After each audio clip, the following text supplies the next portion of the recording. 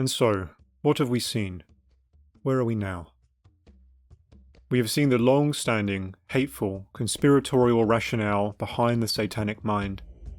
We have also seen an organisation which the Church has named as satanic, as full of lies and darkness, to be definitively disdained as her enemy.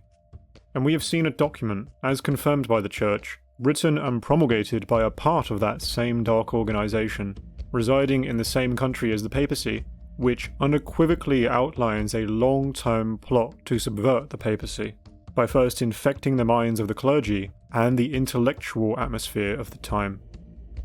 That document was written 100 years before the Second Vatican Council, and the intellectual weakening of Christendom had started long before that. Both the possibility and the reality of this satanic project have been shown. Now the question is whether they have succeeded in their aims. The event for us to focus on is, of course, the Second Vatican Council. This appears to be the turning point, when the enemies of Catholicism took their chance to move from shadowy infiltrators into real instigators who would try to speak on behalf of the Church. The fact that the Second Vatican Council marks some palpable shift is undeniable. Change was evident in the wake of the Council, and its effects on what most people regard as Catholicism has only been more pronounced as time has gone by. We have seen that the conspirators wanted to foster a so-called pope of their own making, nurtured in the modernist milieu that they would long soak into the clergy. And there is much evidence to suggest that the man who called the Second Vatican Council, Angelo Roncalli, or then called John XXIII, was in fact a Freemason. There are multiple reports from Freemasons stating as much, and public Freemasonic statements repeatedly sung the praises of this John XXIII, speaking highly of the fact that his works were compatible with their own. Odd statements from mortal enemies of Catholicism. What's more, Roncalli often surrounded himself with left-wing radicals and communists. The circumstances of his election were highly suspect, and once elected he immediately surrounded himself with many modernist left-wing clergy. Then, of course, there is the fact that he called the Second Vatican Council into session. But before we speak about the errors of Vatican II, let's look more at the council membership itself. In the 1970s, a list was compiled by a journalist who had close ties to Italian Masonic lodges and members of the Secret Service. This same man was murdered in public by gunshot 6 months after the publication of this list. It is a list of high-ranking so-called Catholic clergy who were also members of Masonic lodges at the time of the Second Vatican Council. The list contains over 100 names, along with their Masonic numbers, dates of registration, and even some of their code names. The list includes bishops, archbishops, and cardinals. The list is given in full, translated from Italian to English, in Reclaiming the Catholic Church by Giuseppe Fallotto, where you can learn more about the list and the man who compiled it, Mino Pecorelli. Yet this is not all. After the council, further evidence was brought to a succession of conciliar popes. Freemasonic membership was listed and proven during this investigation, but support was ultimately withheld from it, and it was left to die before anything meaningful could be done. This is all to say that we have reason to conclude that there was direct Masonic influence within the council. Not only this, but it should be mentioned with emphasis that members of other religions were informally included in the council. This included Protestants, Jews, Muslims, and the so-called Eastern Orthodox. Hence we have evidence that Masons headed the council and spoke through the council, as if part of the true church, all the while keeping an open ear to other religions in that satanic spirit of indifferentism. So now, let's focus on that word again, indifferentism. That blithe attempt to blend all religions, including Catholicism, to blur the line between Catholicism and everything else.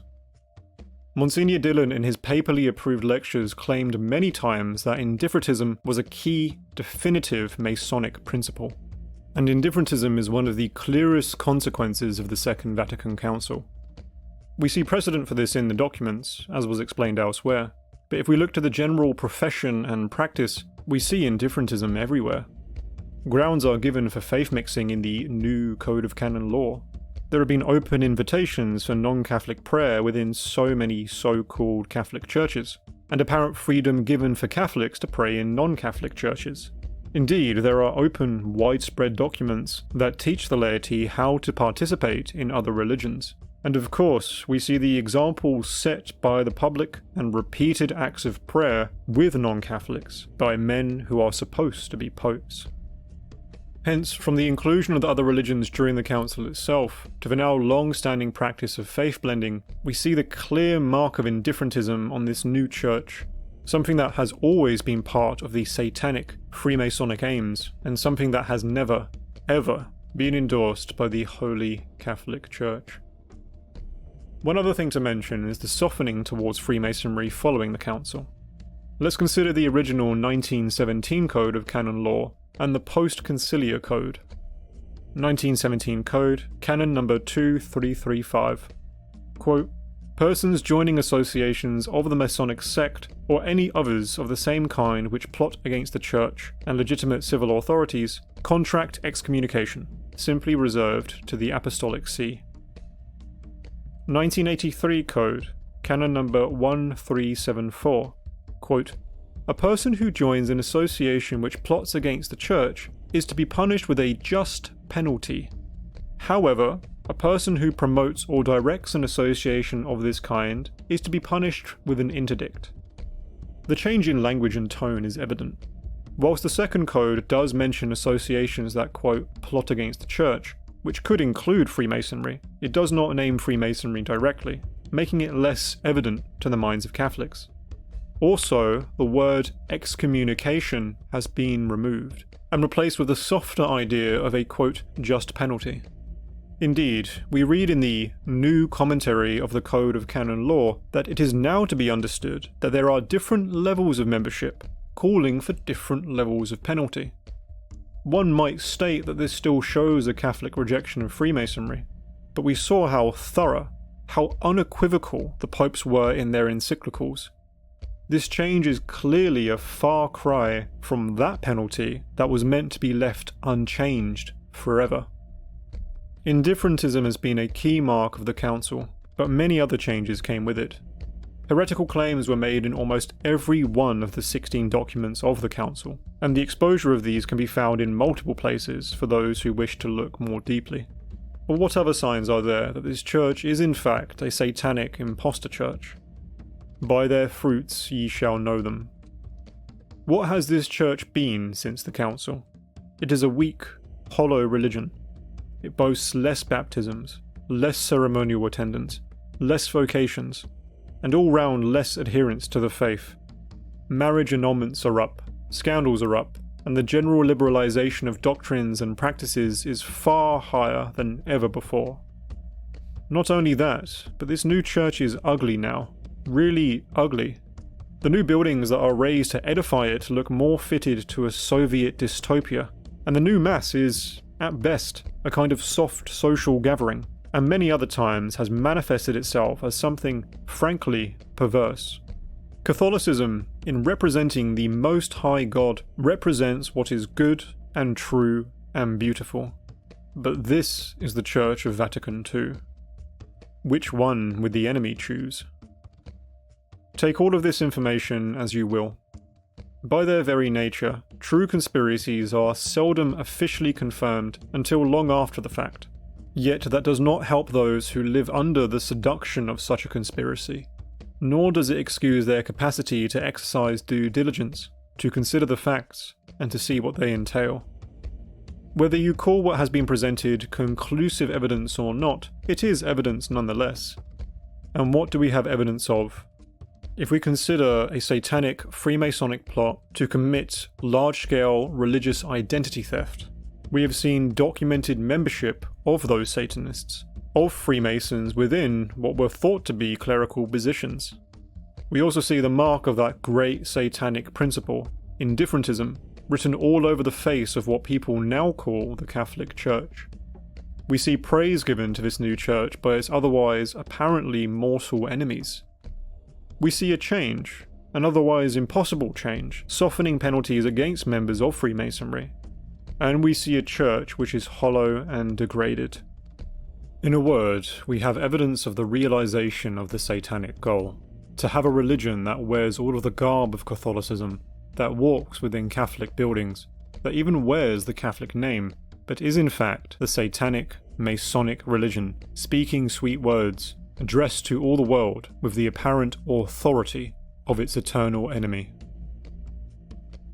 But this presentation is about Satanism and Sedevacantism, and so where does that leave us? As was explained elsewhere, Sedevacantism is an idea, a position. It is not a church, it is simply a conclusion that Catholics, if they are Catholics, may reach in order to correctly perceive the state that the church is in, and how to react in response. In the fullest sense, Sedevacantism is the conclusion that not only is the current so-called Pope illegitimate and non-Catholic, but that all of the so-called popes following the council have been illegitimate. Why?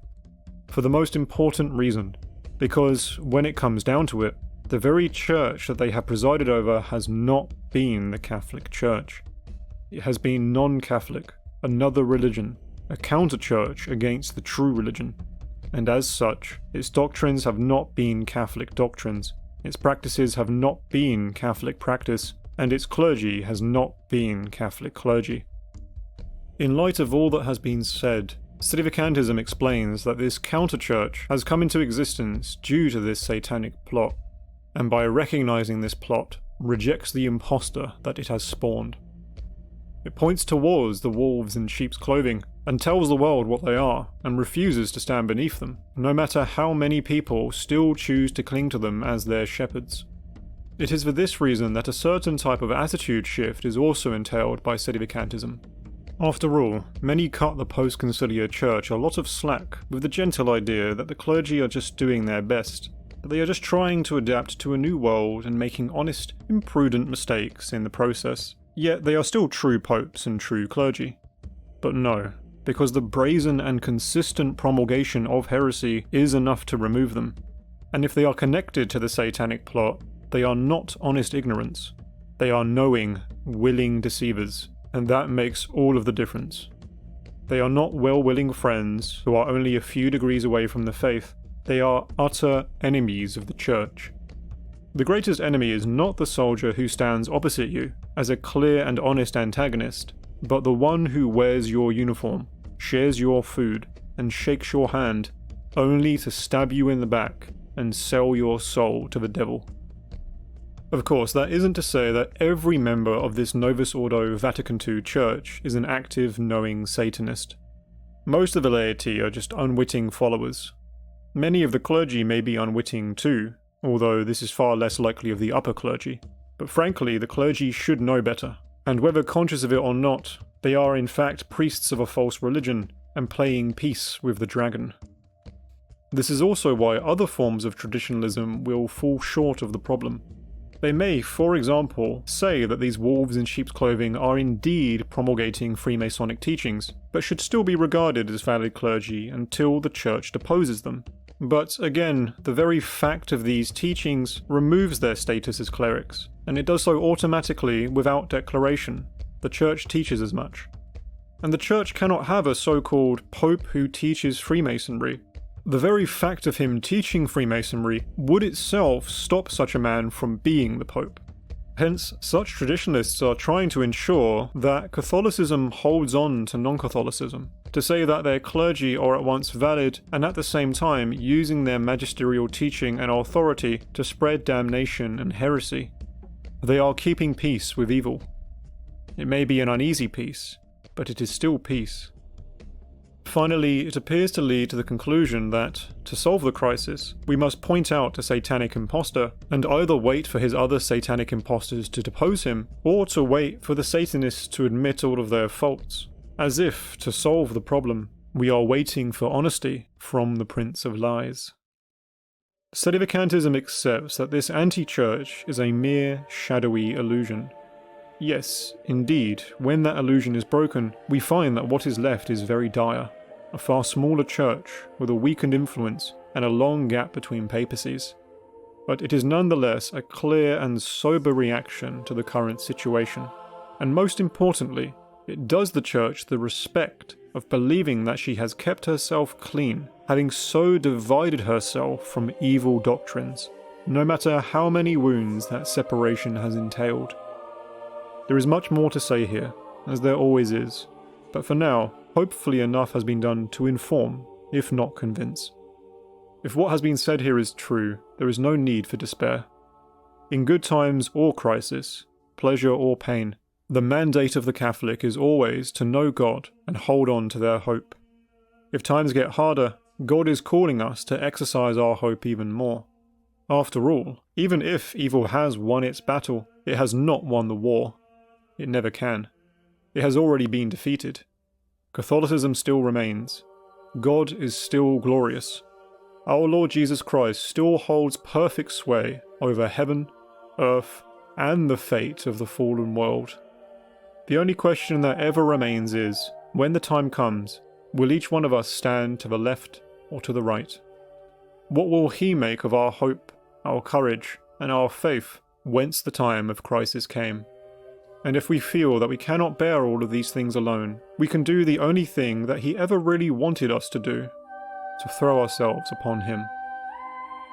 Viva Cristo Rey, the way, the truth, and the life.